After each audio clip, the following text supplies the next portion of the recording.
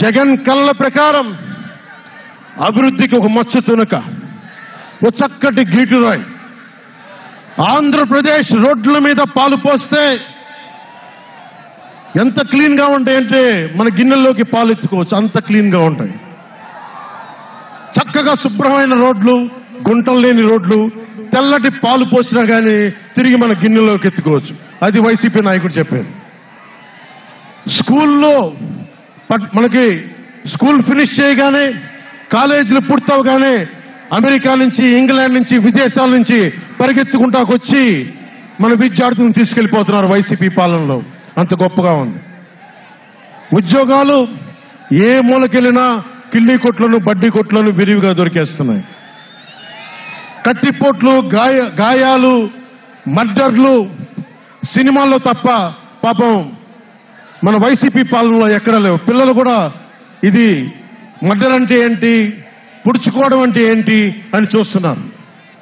ఈ 5 ఏళ్ల వైసీపీ పాలనలో క్లీన్ రోడ్స్ ఉన్నాయని, ఉద్యోగాలు అద్భుతంగా ఉన్నాయని, స్కూల్స్ విద్యార్థుల్లో పట్టభద్రులు అయిపోయి అందరికి ఉద్యోగాలు వచ్చేస్తున్నాయని ఒక పకటికల్లో ఉన్నారు.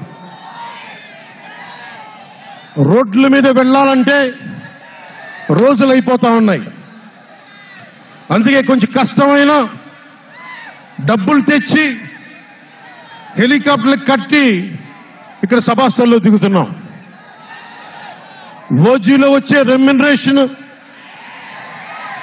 ఓజీలో వచ్చే సినిమా డబ్బులు, కేజీ బియ్యం కూడా కొనకుండా హెలికాప్టర్లకి పెడతా ఉన్నాం.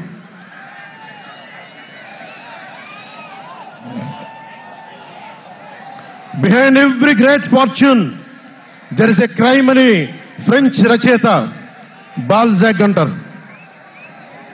ఏ కష్టం చేయకుండా అర్ధాంతరం నడిమంత్రపు సిరి వచ్చినప్పుడు దాని వెనక ఒక నేరం ఉంటుంది.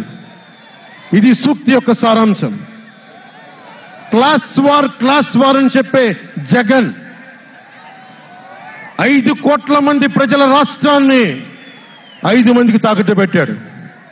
వైఎస్ జగన్ రెడ్డి, పెద్దిరెడ్డి రామచంద్రారెడ్డి, సజ్జల రామకృష్ణారెడ్డి, మిథున్ రెడ్డి, వైవి సుబ్బారెడ్డి, మిగతా అందరూ కలుపుకొని వీరు 5 మంది కోసం 5 కోట్ల మంది ప్రజలు ఈరోజు మనం తిప్పలు పడతా ఉన్నాం, కష్టాలు పడతా ఉన్నాం. ఉద్యోగం లేకుండా యువత రోడ్ల మీదకి వచ్చినారు ఈ రోజున. ఇది మారాలి. ఏదైనా మాట్లాడదామంటే గూండాలతో బెదిరింపులు, రౌడీలతో దాడులు.